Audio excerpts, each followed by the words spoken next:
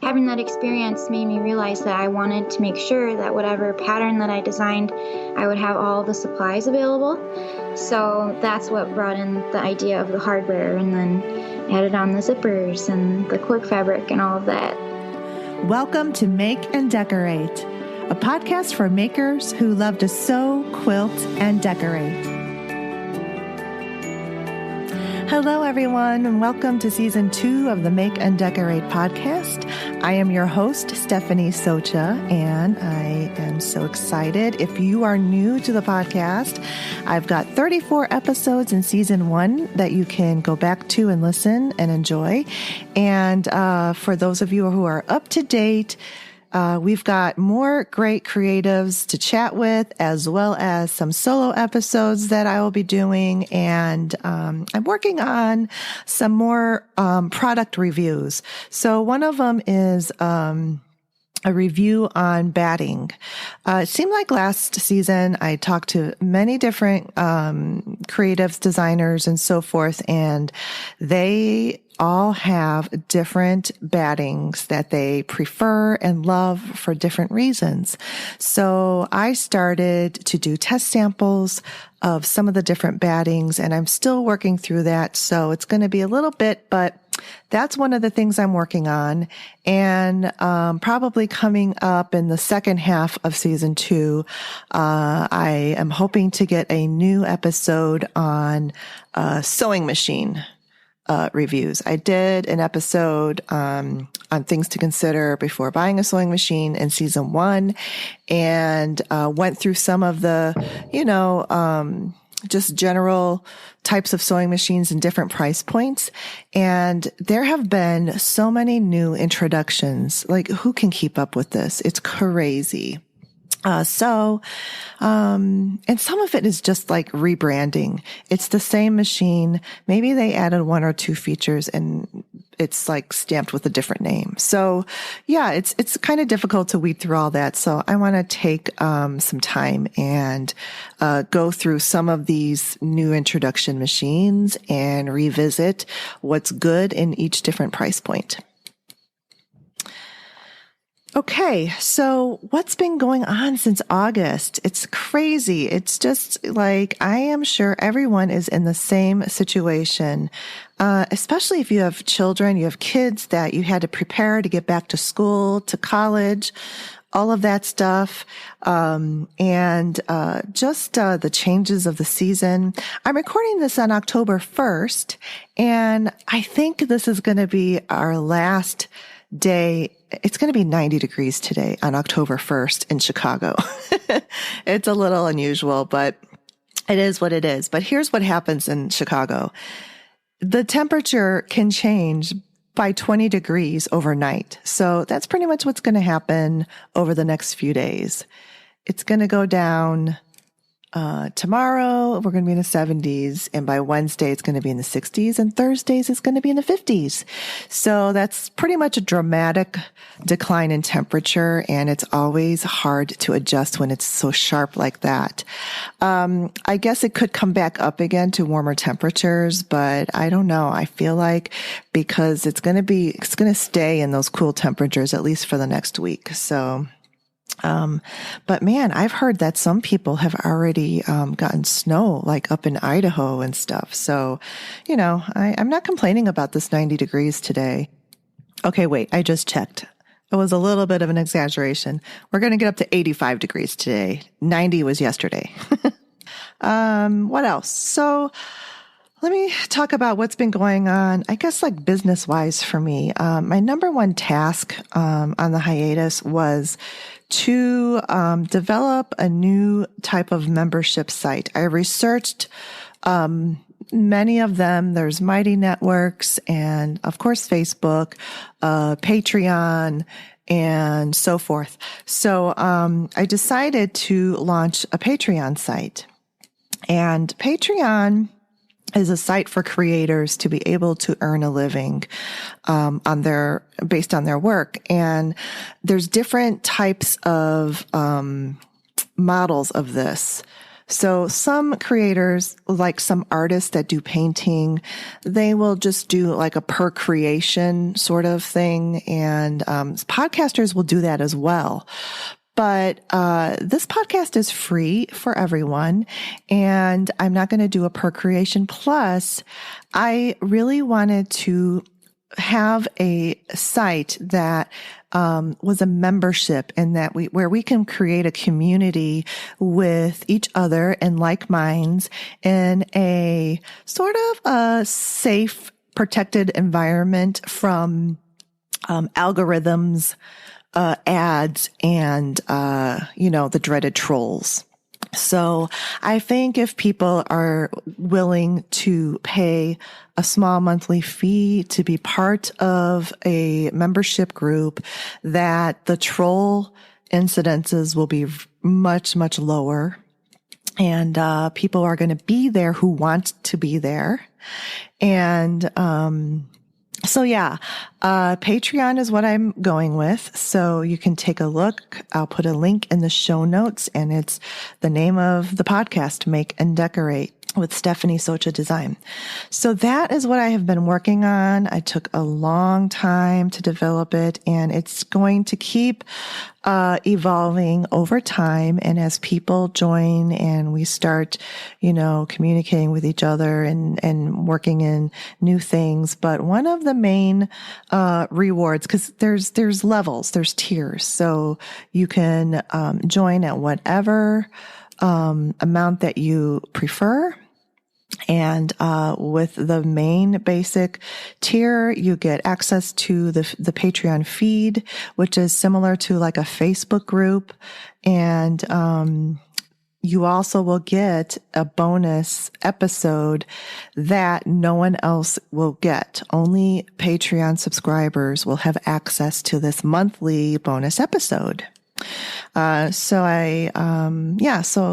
just take a look at that. I appreciate you taking a look. And if you do not want to do a monthly, I always have on my podcast page a one-time donation button. Any amount is greatly appreciated, and it will really help to absorb the expenses that it takes to make and produce this podcast. All right, so let's talk a little bit about interior design. I have an interior design client that is writing her first cookbook. I think I may have mentioned this already. And we've been helping her with tablescapes, styling, and decorating for photo shoots of her cookbooks. So this particular one, we just had a photo shoot last weekend, and the subject of the photo shoot was French macarons. And I think there's a whole chapter dedicated for French macarons. All right, but here's what happened. Last week, we got at least 3 days of torrential rain and storms, lightning and wind, just continuous. And this garden party photo shoot was scheduled for Saturday afternoon. And, the rain lightened up, but it was just still coming down, intermittent rain and drizzles all day. So we had to move this garden party. And fortunately, this client has a beautiful, large wraparound porch. So we just moved it up there, and it worked out great. Although it was a ton of work and a ton of like racing around and, just rearranging everything and using a different table, that they have up on their front porch. We strung these really pretty outdoor, garden lights, those big bulb ones that you commonly see on outdoor cafes and stuff. They're really pretty. So overall, it went really, really well. So that was last weekend. And then the next day, it was a whirlwind weekend. I was like so exhausted by yesterday, but then we had the Bears game and at Soldier Field downtown. And of course, the rain continued. The storms came back that night. And, I just really didn't want to go to this game. I had pneumonia last year, and now I'm just like, I don't want to be put in those types of situations where there's a lot of like rain and you're sitting in wet clothes or whatever. And it's just a conducive to like getting sick. So I don't know. It's just, my husband was like, oh, it's going to clear up. It clears up. He always says that because years ago we used to golf every week. And again, the stories with the weather, and it's like, oh, it's going to blow over. It's going to be fine. And then we're sitting on the golf course in pouring down rain. Anyway, that was the story, but all said and done, I did go because it did clear up. It did stop raining for most of the afternoon that we were at the game. However, it did start raining in the last, at least, I would say, hour of the game. It was a light rain, but it was still rain. We're still getting wet. But we won, and it was a pretty good game, and we had great seats. Tickets that were given to us. And for the game, this is what I wanted to mention. I pulled out my silhouette machine. The silhouette machine is a, what do they call it? It's like a cutting machine, where you can, use like these scalable, they're called SVG files, scalable vector, graphic files. And I just made my own Bears shirt because I didn't think about this till the last second, and I couldn't get stuff sent to me soon enough for the game. And also, NFL licensed merchandise is super expensive, and it's the same designs every year. It's the same. So I'm like, I'm going to make my own. So I got just a plain navy blue t-shirt, and I got a bear design that said Chicago in the middle. I used this really cool white flock vinyl, which was soft. So I had a soft bear. And then, our Chicago flag has 4 stars on it. So, and they're red. So I just used orange glitter because the bear's colors are navy blue and orange. And I just made those 4 stars underneath the bear, in the orange glitter. And it turned out so cute. And it was really kind of a quick thing to do. And, like in no time, like the machine just kind of like cuts out whatever you send to it. So it cut out the bear shape, and you just had to like take out all of the cuts that spelled out the name Chicago, and cut out the stars. And then I did another design on the sleeve. So it was really cool. I was really like proud of my design, and I posted it on Instagram. So actually you can see photos of the garden party photo shoot. I put that on Instagram, and my Bears shirt is on there. So you can go take a look. My Instagram is stephanie.socha.design. Okay, and I got a new baby nephew who was born on August 15th, and his name is Ian, and he is the most adorable little thing ever. So cute. So that was really fun for our family, and I got to see him because they live in another state, about 3.5 hours away, but it's still kind of a trip. So, but I did get to see him, and he was like, 2 weeks old? Oh, I can't believe newborn babies are so tiny. Yeah, and it's just so different. It's crazy because, the baby's next oldest sibling she's 3. And, you always think like, oh, she's the little one. She's like the baby, but now she seems so big next to this little newborn baby. It's crazy, but, it's been so much fun.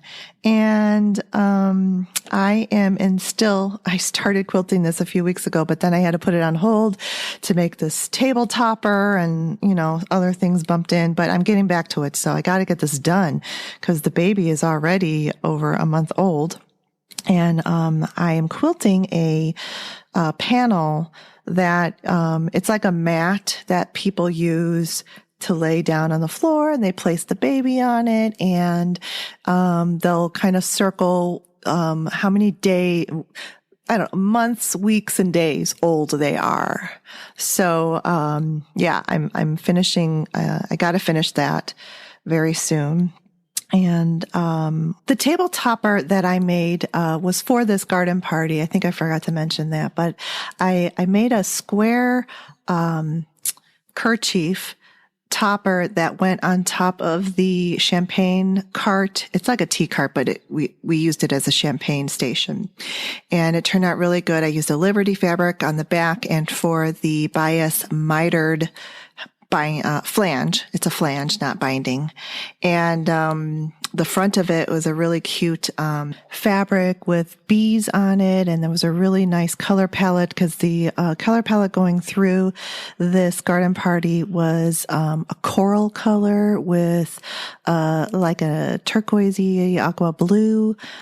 So went in perfectly and looked really nice. So I was really pleased at how that turned out.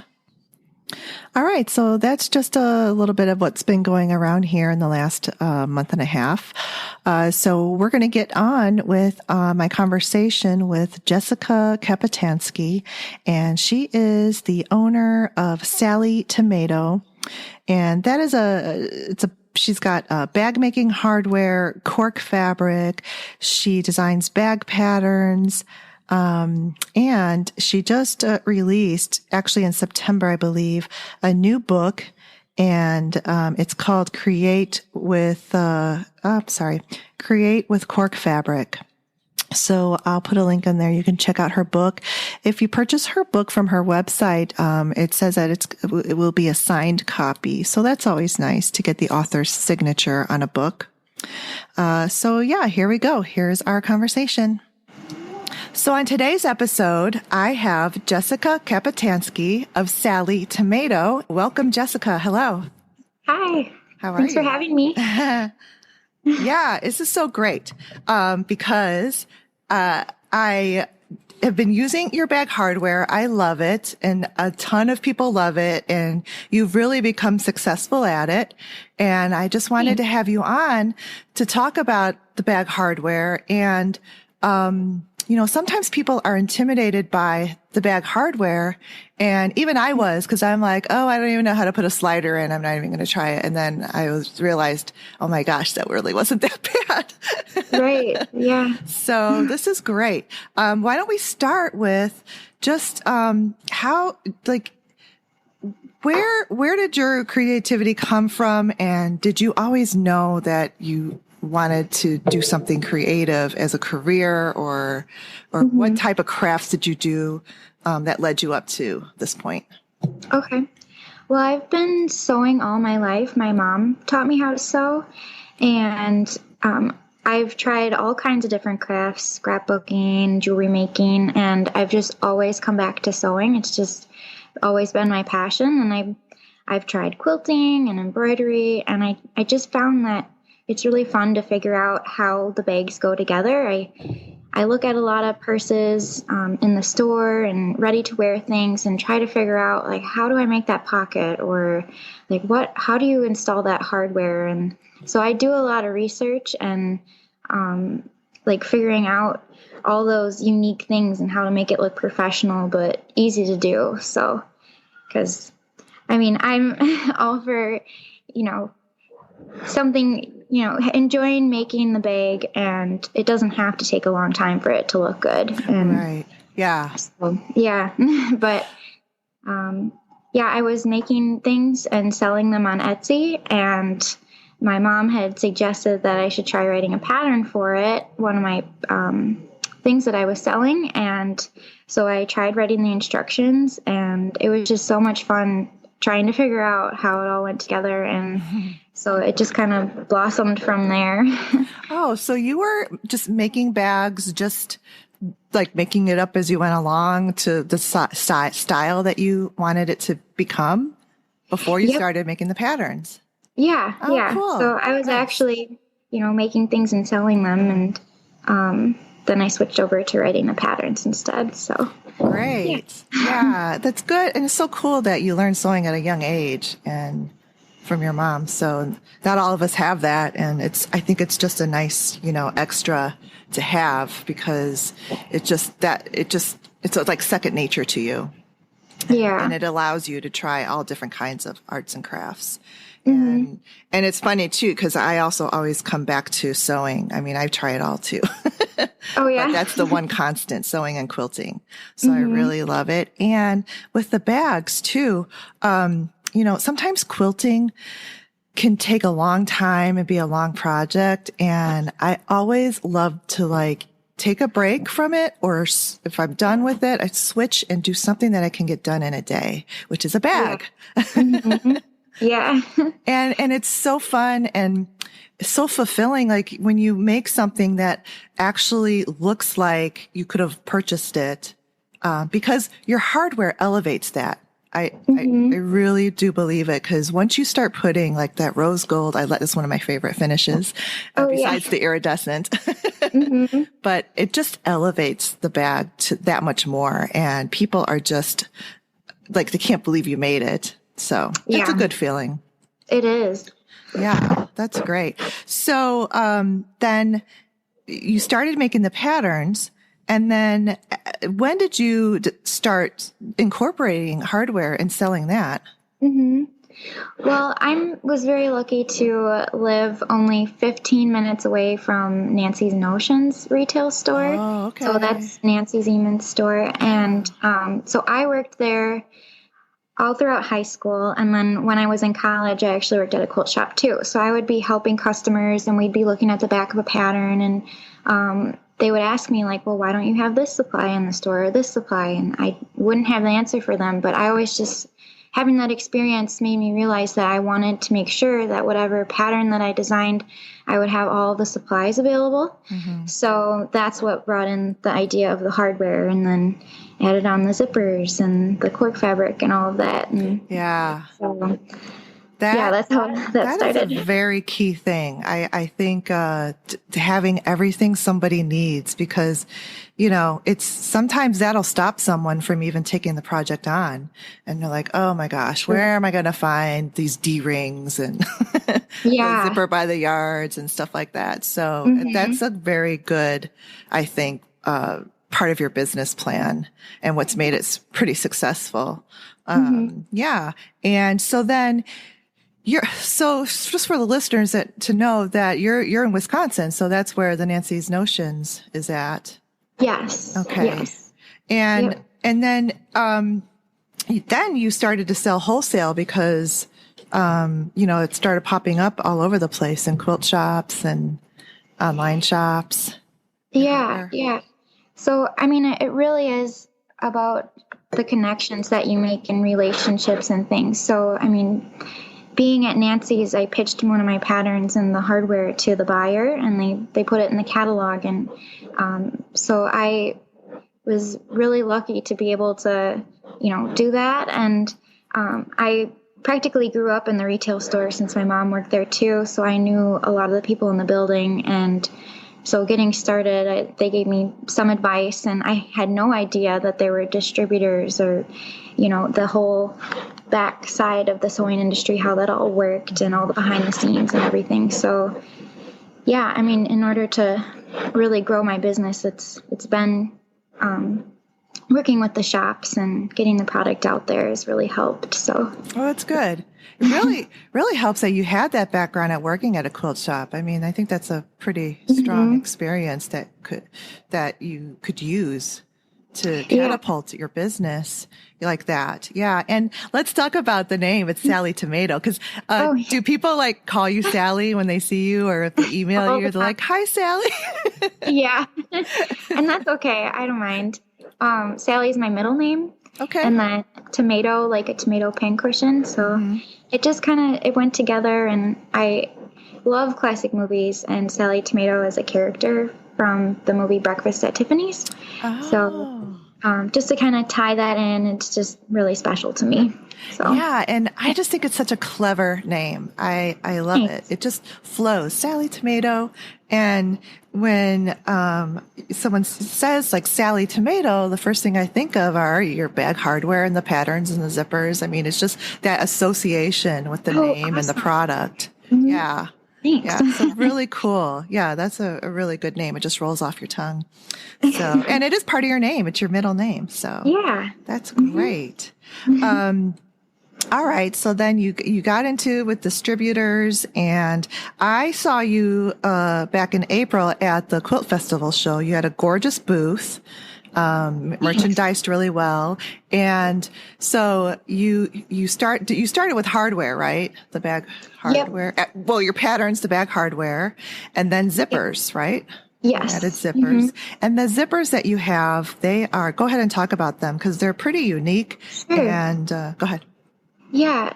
So, I mean, I have 5 different colors of hardware, and I love the metal look of zippers, but it had always scared me sewing with them, and that I would break a needle, and I never had the right length that I needed, and they didn't come in all the colors of metal. Usually there's just the nickel and then the gold. Sometimes you find antique. So I did some research and figured out that you can have a nylon coil zipper with a metallic finish. So I had them all matched to my hardware, so you could coordinate your zipper to your hardware, and then it's safe to cut and sew over.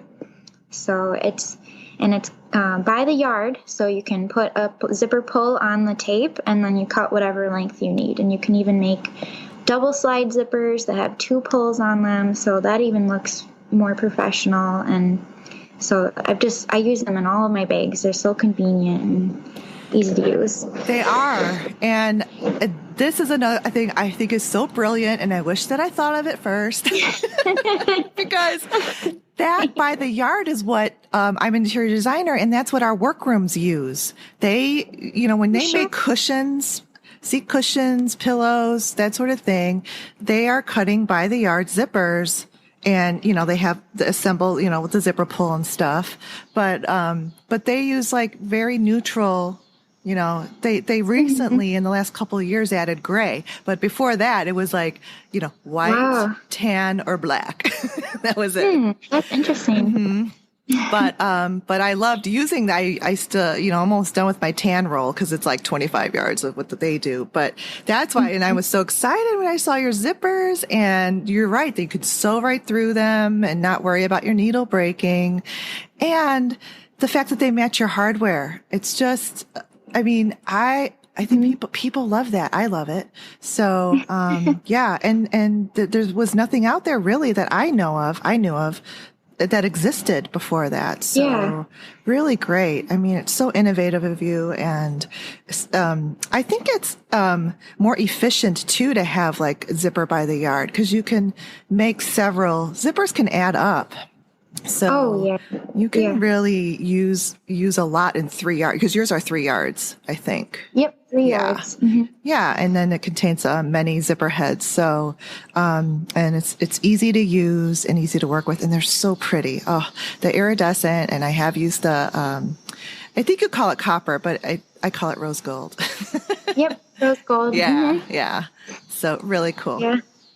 All right. So then, cork. So when did you start offering cork? Because that actually has come onto our scene of the sewing industry fairly recently, maybe in the last 5 years, I guess I would say, right? Yeah.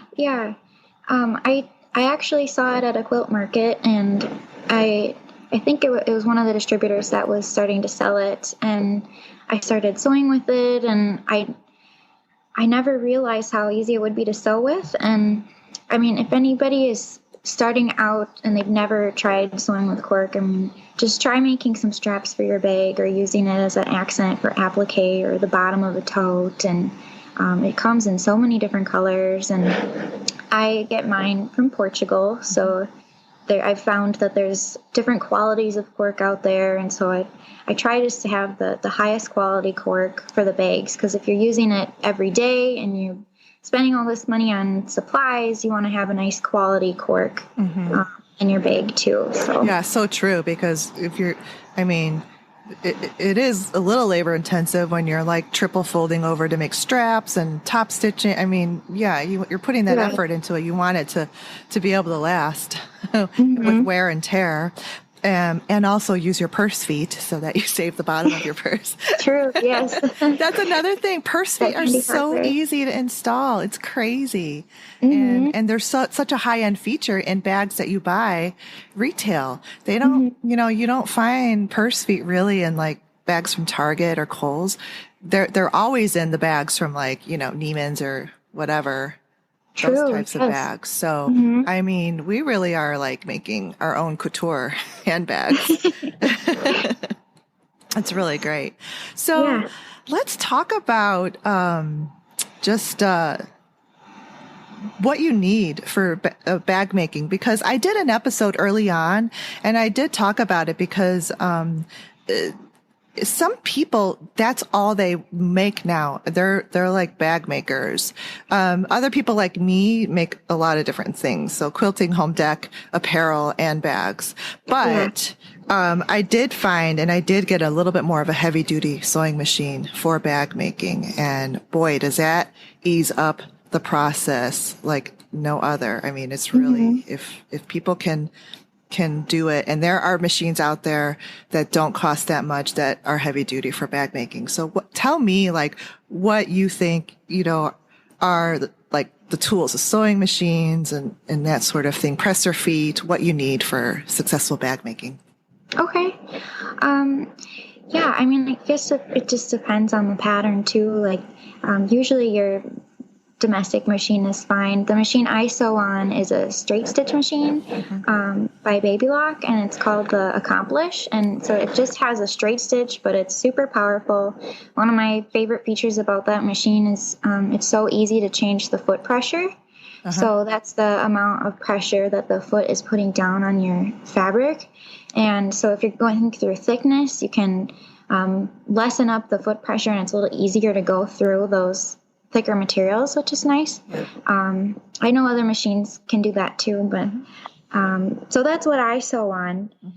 But for like when you're sewing with other materials, for bag making, Teflon foot is really nice. So vinyl or cork, that just glides right over the fabric really nice. If you're doing any quilted bags, a walking foot is really handy for quilting all your fabrics together. Usually I use a Microtex needle that's a little bit sharper and it's really nice for piecing and top stitching. And just generally for bag making, normally if you're a quilter, it's a 1/4 inch seam allowance. And so if you're new to bags, you're probably going to see 3/8 or a 1/2 inch. So just be aware of that.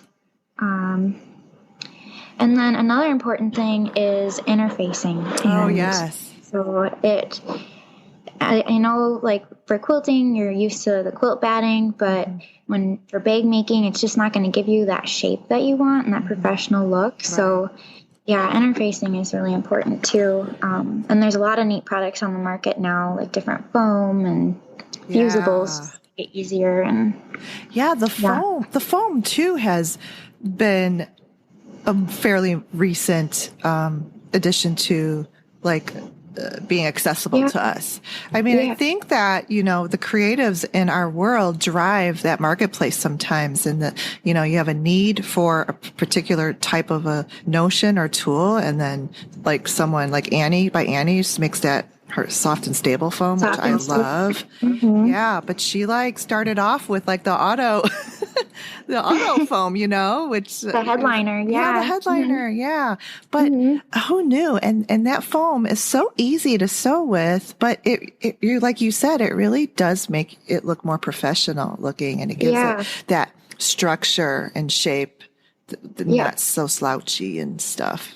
And I just love how, like, if you're working on a bigger bag or something that's a unique shape, you can just squish it down under your machine and then it'll pop right back into shape. Yeah. It's just, it so holds cool. up really great. And you don't need that. That's another thing that even I, like, at first was like, oh my gosh, what are all these interfacings and how do I figure this out? But it's not that hard. I mean, just you tell me your experience, but I'll just tell you, like, I can like whittle it down to like 2, maybe 3. And the one is like that SF 101, which is just like a fusible like woven cotton Yeah. interfacing just to like make your pieces really crisp. And then the foam that you just talked about. And then maybe once in a while you need that real thick one, the Pellon, 71 or whatever, just for the bottom of your bag. Those are the three usually that I kind of have on hand. But is there anything else that you think? Yeah, you usually use? those are my go-tos as well. And like you mentioned, the woven interfacing. So that's just like to back your cotton fabrics and your lined things. But sometimes I'll use a fusible fleece. It just depends on the bag too. But yeah. Sorry, my phone started ringing. I'm like, whoa, turn it off. I usually turn that off before I start. So yeah, I think, it just simplifies it and then it takes all of the guesswork out. But yeah, that woven interfacing is a little more expensive. And, some people, if they're, wondering, well, I might just use that cheaper non-woven, stuff. And I've used it and there is a difference. So find it, you can always find it on sale with those coupons at, the big box place, but it really is worth it, I think, to invest in that woven interfacing. Yeah. So, all right. What about thread? Sure. I usually sew with a polyester versus a cotton, just because it's a little bit stronger for bags. And then it isn't as linty as well for bags. So is that what you use, or? I've been using cotton really. So like a 40 weight, but I have heard like in apparel, I use polyester because it's stronger and you're pulling on seams and stuff. So it would make sense that you could use really, so it's pretty versatile though. I think with bag making, you can go really anyway. Sure. If you want to do top stitching though, then do you change your threads up or how do you make it where it really shows up? Oh yeah, I usually like to lengthen my stitch length a little bit, and then I'll switch to a thicker thread, like a 30 weight. Oh, okay. So it just looks a little bit more defined for the top stitching. The straight stitch machines are really popular with bag making, and when you get all these layers together, it really just helps to like get that fabric through better than like the general all-in-one combo machines.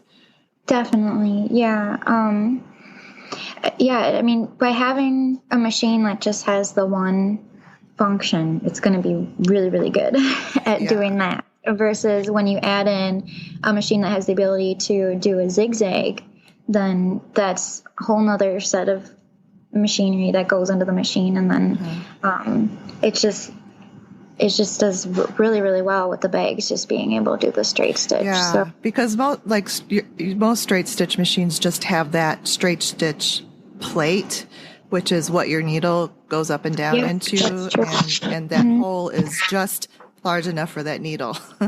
So your fabric doesn't get all like garbled into that little hole and tangled up. So I forgot, I wanted to mention that too for people who are thinking of, which type of machine to get. But generally, like you said, any type of straight stitch machine would be pretty good for bag making. Even all the way even to like the vintage ones. So they're pretty heavy duty too. The vintage straight stitch machines. So, because, when I make bags, I normally do make them on my straight stitch machine and not my, fancier Bernina one, because it's just, that machine just handles the layers so much better. Oh, definitely. Yeah. Sometimes too, I'll, if I'm going through thickness, I'll loosen up the tension a little bit, and that just helps the thread catch better through all the layers. And, so. Okay, great. So, all right. Oh, so let's talk about bag hardware. You're going to be the authority on this. So talk about like the most generally used and how people can incorporate that into their bag sewing. Okay. Yeah. If you're new to purse hardware, I always recommend starting with either the purse feet or a magnetic snap. And usually that's something that if your pattern doesn't call for it, you can add it. either at the top of your bag or for a pocket to help keep it closed for a magnetic snap. And it's a great, they're great basic pieces of hardware that are kind of like the foundation for the rest of the hardware. So you install them with prongs, and basically you just cut little slits in your fabric, you poke the prongs through, and then you bend them to keep it in place. And so I've researched a bunch of other different hardware and brought in some unique things. There is new hardware called strap connectors. So that it's a piece of metal that you attach to your bag, and then you attach your strap to that to hold it to your bag, and they just look super professional because you have that metal on your bag, and it makes them stronger too. But those are installed the exact same way as a magnetic snap. So I haven't installed those yet, so that's good to know. Okay. Yeah. And I mean, there's other, I try to find hardware that just has the prongs. So that way, if you've done a magnetic snap, you can basically do all the other types as well. Right. Right. The other common way to install hardware is with screws. So you just screw it to your bag, which is easy. All you need is a screwdriver. So really you don't need any fancy tools for this hardware. Except your seam ripper and a screwdriver. Yeah. And I used to be like this, but now that I've used it so often, I'm not as afraid to like cut those little slits anymore. Like, cause it's just like, you're like, okay, hopefully this isn't the right location, because it's like, once you cut it, there's no going back. But definitely, it's not that bad. I mean, as long as you measure, and mark, and I mean, usually you're just doing it right in the center of something. Yep. So, yeah. So everybody just get over your fear of making those little slits in your fabric. Yeah. Because once you get it in there, it's just amazing. It's pretty cool.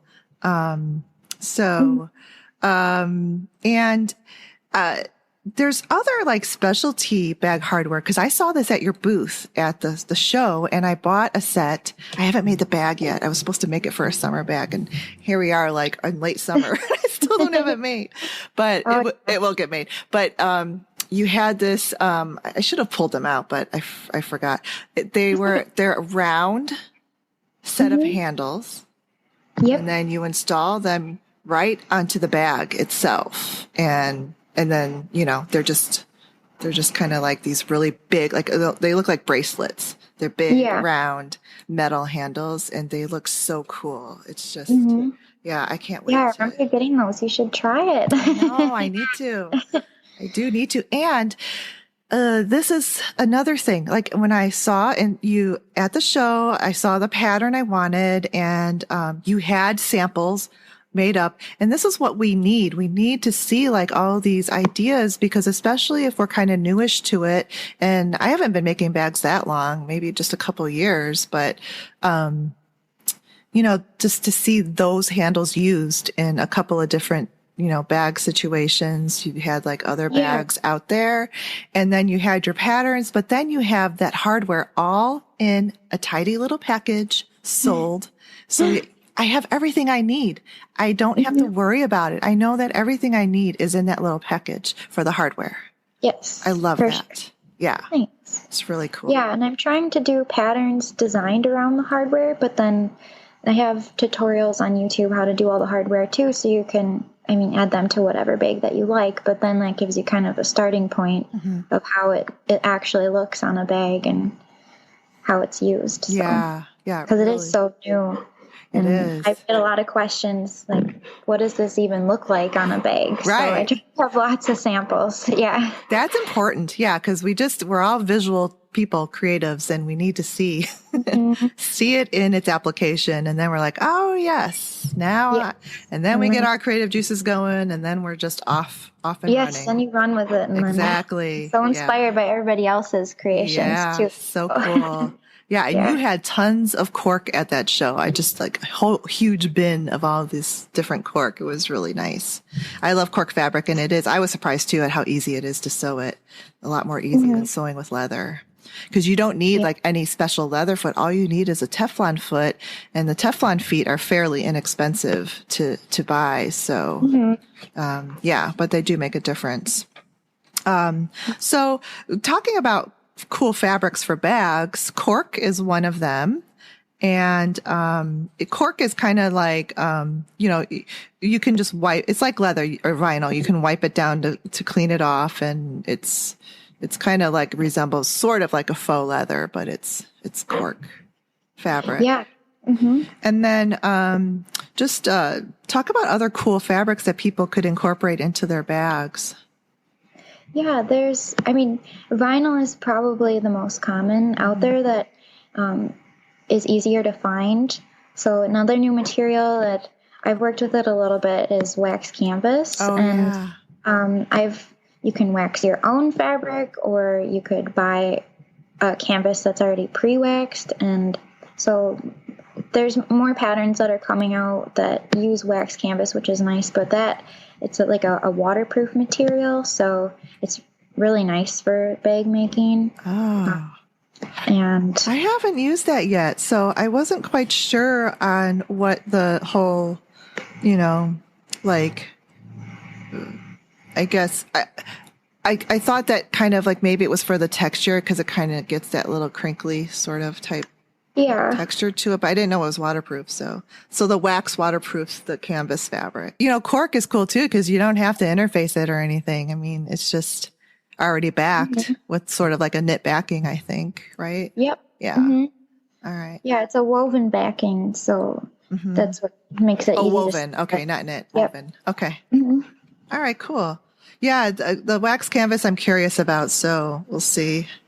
We'll see what happens if you start selling it.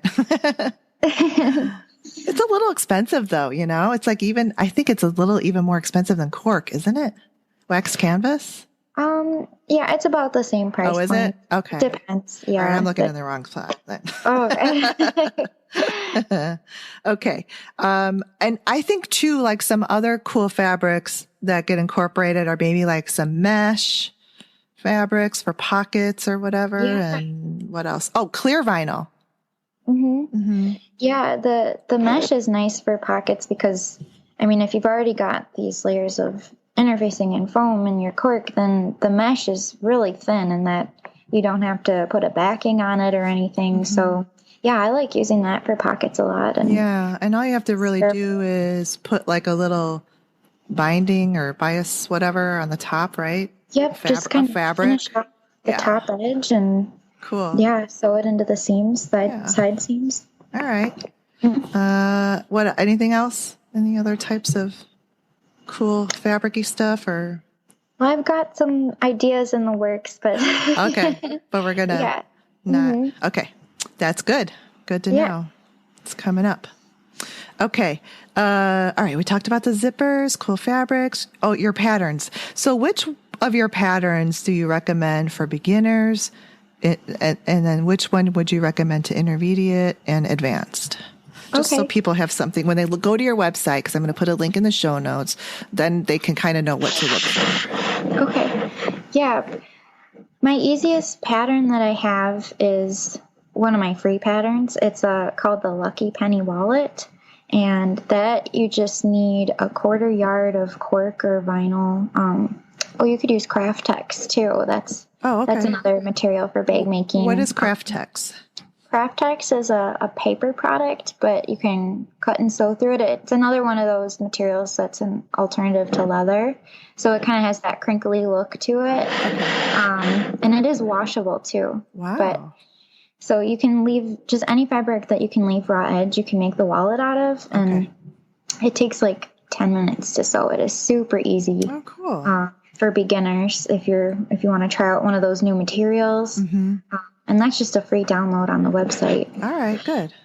But yeah, if you're ready to make a bag, then I just came out with a pattern called Ginger, and you get to learn how to add a magnetic snap and add a zipper.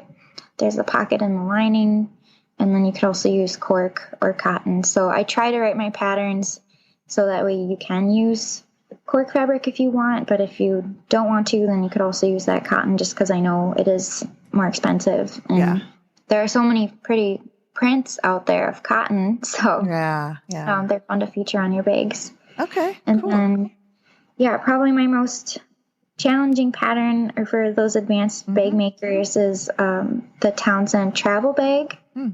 And that has a train case style bottom, and you can use it as a carry-on. So there's a suitcase strap on the back. And so I tried to make that very functional. Cool. Yeah. I like that. Okay. That's great. So now I can direct people to kind of like where they can look for their, whatever their level of sewing is. Yeah. Yeah. Great. All right. Let's talk about, this just happened. Talk about your grand opening. Yes. So, just up until about a month ago, my business has always been out of my house. So all the hardware and zippers were in the basement, and then in some of our den and our garage. And when I'd get a huge shipment of cork fabric in, I would move all the furniture away in the living room and cut the cork in the living room. So it was taking over the house. It was time to go to a separate space for the business. So I found a place downtown in the town that I live in, and I just started renting it. So now, and I have a little area set up for the storefront. I'm not going to have regular hours for now. I'm just going to be open by appointment. So, because it is a very small town and we are kind of remote. So, but we're always there working. So if anybody wants to come visit the store, let me know and I'll open it up. And, we've got everything there. So it's wonderful to have it out of the house, especially with the baby too. And so, and it's in your town. So it's not like you have to commute or travel too far to get to it. And, I saw photographs, and the storefront, like you guys were standing outside in the front, and you could kind of see, the bags displayed in your windows. It was really cute. Yeah, it's so cute. It's a cute little downtown area. It is. The storefront was kind of like that quaint, little town. Yeah. Like really nice. And I thought it was cool because I did see that you said, open by appointment. And I think that's a really smart and great idea. It's almost like your studio workspace and sort of like your inventory space. So, but it's pretty because you've got your product in there and you've got your samples up and everything. So it can be a shop when you need it to be. And then it's your daily studio workspace, and those retail, like there's huge windows. So I'm sure you get like some daylight, maybe not in the sides, but at least through the front windows. We'll open up the front door sometimes and it'll be a nice breeze comes in, and it's nice to have the sunshine and everything. But yeah, it's a nice little building. So yeah, really cool. That's congratulations. Cause Thank you. Yeah, it's good that like, the direction and what you need, and that, cause these days brick and mortars are just so tough to run and operate in the, quilt and fabric or whatever world. But, to utilize it, cause you're really, you've been an online business, right? Yeah, we're mainly online and then selling to shops and distributors. So, it's always been a dream of mine to have my own store, but we're doing really well how we are now. So yeah, absolutely. I think that online is really good, especially because like you're a busy mother right now too. You're a busy mom, and to have to like have retail store hours and staff and all that other stuff that takes away from your, pattern writing and all that other stuff. It's really smart. So I really like that format that you have. And, I had another guest on, Irina from Sugary Dew, and she's in the Netherlands, and she had the same setup. She had this beautiful little retail space, and it was her studio. And so it wasn't like a shop, but, sort of looked like it could be a shop. And she would have events too. She would have like these events every now and then people would come and they would have a night of, crafting. They would do crochet. So I thought that was pretty brilliant. I was like, this is really a cool idea. Yeah. So it's good that you have distributed it to quilt shops, because then it even reaches a wider audience that then can come find you. Yeah. And there's a lot of people who like to see it in person because they're not sure what they want to use with their fabrics, and they like to try it out, and especially with all the zipper colors too. Yeah. So congratulations on the grand opening of your, storefront studio space. And I think you've got some upcoming things like a book release coming up, right? Yep. Yeah. So what can you tell us about that? So I have done a ton of research on cork fabric to write a book on cork. So I've got a whole introduction, how to sew with it, like the do's and don'ts of cork fabric. And then I've created 17 projects. There's some, of course, bags, and then some home decor and accessories. So I tried to get really creative. There's a woven basket made out of cork fabric. Ooh. There's a wreath with cork fabric, a little box clutch, which is fun. So all kinds of things. I tried to do a variety, and so that'll be published with C&T Publishing this fall. So. In the fall. Okay, great. So when this episode airs, this probably might be coordinating with the time of that, maybe? Yeah, late September? Yep, it'll come out. It'll be released September 4th. Oh, okay, good. Yeah. So, yeah. All right, so it'll definitely be available by the time this episode airs, so that's great. And it's very exciting. I can't wait for your book to come out. And do you have any other upcoming events or trade shows that you're going to be at where people can come see you? Or Yeah, so I'll be at Fall Market and Festival in Houston. Okay. So that'll be the next trade show I'll be at. And then there's lots of things planned for next year already, and I do have an events calendar on my website, so if anyone's ever interested in seeing where I'm teaching or where I'm going to be at the next show, I've got it all laid out on there. Where can people find you online? I'm going to put it on the show notes, so I'll put all the links to her website and everything, but you could just say it on the podcast here in case someone just wants to take a mental note. My website is sallietomato.com, and that's Sallie with an IE. And then I'm on Instagram and Facebook a lot. I have a Facebook group, so if you ever make any of my patterns, I would love to see it, and you can share it in the group. Oh, great. Okay. Yeah. IG and Facebook group. Mm-hmm. Okay, good. Well, anything else you want to put out there?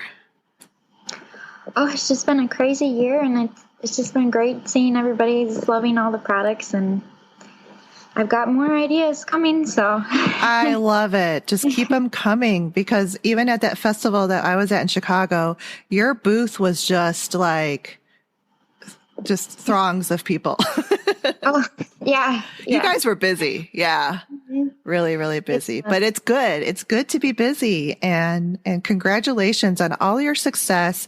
It's so well deserved, and you can tell you work so hard, and it really shows with your product. I feel like that there's a lot of care and thought taken with it, with how, just like how we talked about your bag hardware and how it's displayed and even packaged, and you really think about even how you display stuff together, the hardware, the bag samples, and the patterns. So really well done.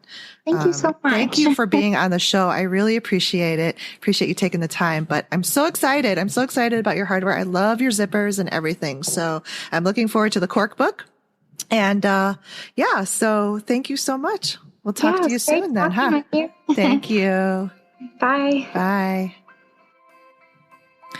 Okay, guys, that wraps up the first episode of season 2. And thank you so much for listening. Be sure to check out the show notes and my Patreon page. I love chatting with all of you guys, and hope to do it more on the Patreon site in our membership group. Okay, talk to you next time. Bye.